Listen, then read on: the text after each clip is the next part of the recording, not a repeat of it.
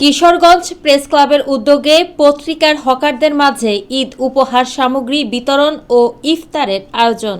কিশোরগঞ্জ থেকে মোহাম্মদ আল আমিনের রিপোর্টে বিস্তারিত। ঈদের আনন্দ সকল শ্রেণী পেশার মানুষের মাঝে সমভাবে বিলিয়ে দিতে পত্রিকার হকারদের মাঝে ঈদ উপহার সামগ্রী বিতরণের এক ব্যতিক্রমী উদ্যোগ নিয়েছে কিশোরগঞ্জ প্রেস ক্লাব। মঙ্গলবার বিকালে ৫ ঘটিকায় কিশোরগঞ্জ প্রেস ক্লাবের উদ্যোগে ক্লাব মিলনায়তনে ঈদ সামগ্রী বিতরণ ও ইফতার মাহফিল অনুষ্ঠান আয়োজন করা হয়। কিশোরগঞ্জ প্রেস ক্লাবের সাধারণ সম্পাদক সাইফুল মালেক চৌধুরী এর সঞ্চালনায় ও সভাপতি এ কে নাসিম খানের সভাপতিত্বে অনুষ্ঠানে প্রধান অতিথি হিসেবে উপস্থিত ছিলেন জেলা প্রশাসক ফৌজিয়া খান। বিশেষ অতিথি হিসেবে উপস্থিত ছিলেন পুলিশ সুপার মোহাম্মদ হাসান চৌধুরী। এ সময় কিশোরগঞ্জ প্রেস ক্লাবের কার্যকরী কমিটির নেতৃবৃন্দের মধ্যে উপস্থিত ছিলেন সহসভাপতি শেখ মাসুদ ইকবাল, সহ সম্পাদক মনিরুজ্জামান খান চৌধুরী সোহেল, কোষাধ্যক্ষ অধ্যাপক শফিকুল ইসলাম ফকির মতি, কার্যকরী সদস্য আমিনুল হক সাদি, আমার সংগ্রাম পত্রিকা জেলা প্রতিনিধি মোহাম্মদ আল আমিন সহ বিভিন্ন প্রিন্ট ও ইলেকট্রনিক মিডিয়ার প্রতিনিধিগণ।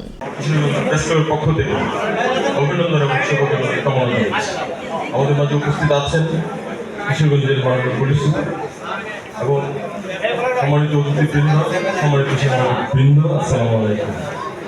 আজকের আয়োজন যেহেতু আরম্ভ করা হয়েছে, এই জন্য প্রথমে আমরা ক্লিকের পক্ষ থেকে ক্ষমা চেয়ে নিচ্ছি যদি কোনো ভুল ত্রুটি থেকে থাকে।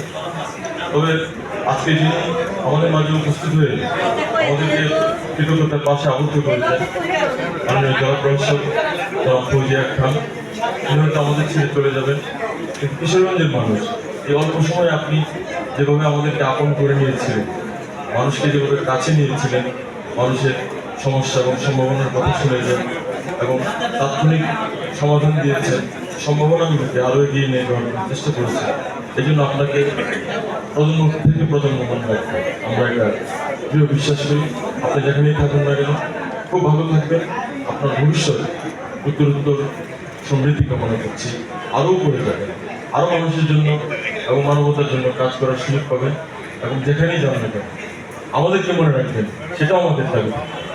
আর আমাদের মাঝে একজন আমাদের সচেতন জেলা পুলিশ সুপার মহোদয় উপস্থিত আছেন, যিনি মধ্যে কিশোরগঞ্জের আইন শৃঙ্খলা সহ সব কিছুতে আমাদেরকে সহযোগিতা করে যাচ্ছেন। সবসময় তথ্যের জন্য তিনি গৌরব ছিলেন, গৌরব থেকে মানে খুব তাড়াহুড়ো করে আমাদের মাঝে এসেছেন।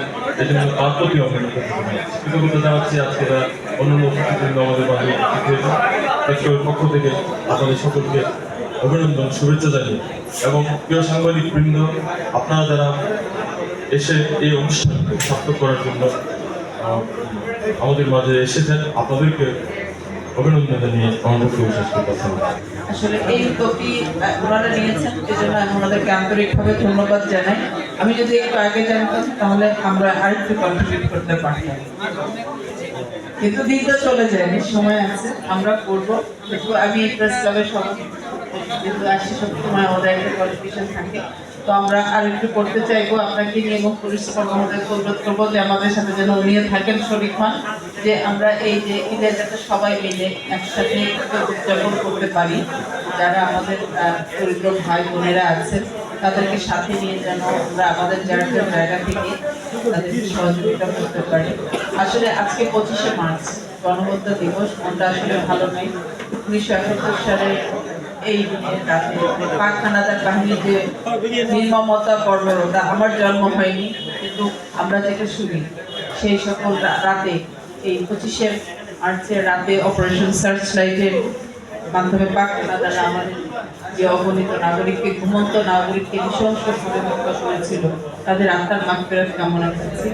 আগামীকাল সকালে আমাদের সেই স্বাধীনতা দিবসের শুরু, সেই অনুষ্ঠানটি যাতে আমরা সুন্দরভাবে করতে পারি এবং এই যে যারা আমাদের দেশের জন্য, এই দেশ মাতৃকার জন্য জীবন দিয়েছে, তাদের আত্মার মাগফিরাত কামনা করছি।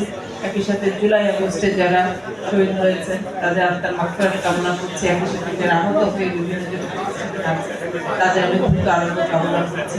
আসলে রমজান মাস ইফতারি টাইমটাও খুব সময় হয়ে এসছে, তো আপনারা আমাকে এরকম একটি অনুষ্ঠানে দাওয়াত করেছেন, এই জন্য আপনাদেরকে আন্তরিকভাবে কৃতজ্ঞতা জানাই।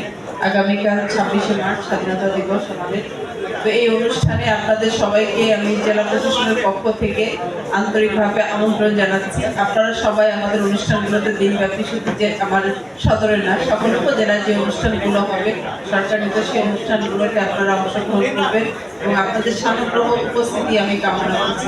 পরিশেষে আবারও আপনাদেরকে ধন্যবাদ, এরকম একটি অনুষ্ঠানে আপনারা আমাকে দাওয়াত করেছেন। আসসালামু আলাইকুম। 7 তারিখে একজন গ্রহণ করবে, তার ইয়ে মারা গেছে মোহাম্মদ মামুন। এর মাঝখানে একটা কথা বলি যে যারা ওই যে উপহার নিচ্ছেন তারা যে সাইডে ইফতারের বসার জন্য জানাচ্ছেন, আপনাদের জন্য আলাদা বসা। মোহাম্মদ শামীম, মোহাম্মদ আনোয়ার, মোহাম্মদ নজরুল, রাখছি জসিম 2 আছেন একজন, জসিম 2 কেটা, জসিম 2 এ 7 তারিখটা নিব, 7 তারিখ বোন মারা গেছে। জসিম 2 7 তারিখটা গ্রহণ করবো, দুইটা একসাথে। তারিখটা জসিম গ্রহণ করবে, 7 তারিখটা বড় জসিম। হ্যাঁ, পরে আমরা দিব, সুবিধা পৌঁছে দিব। 7 তারিখটা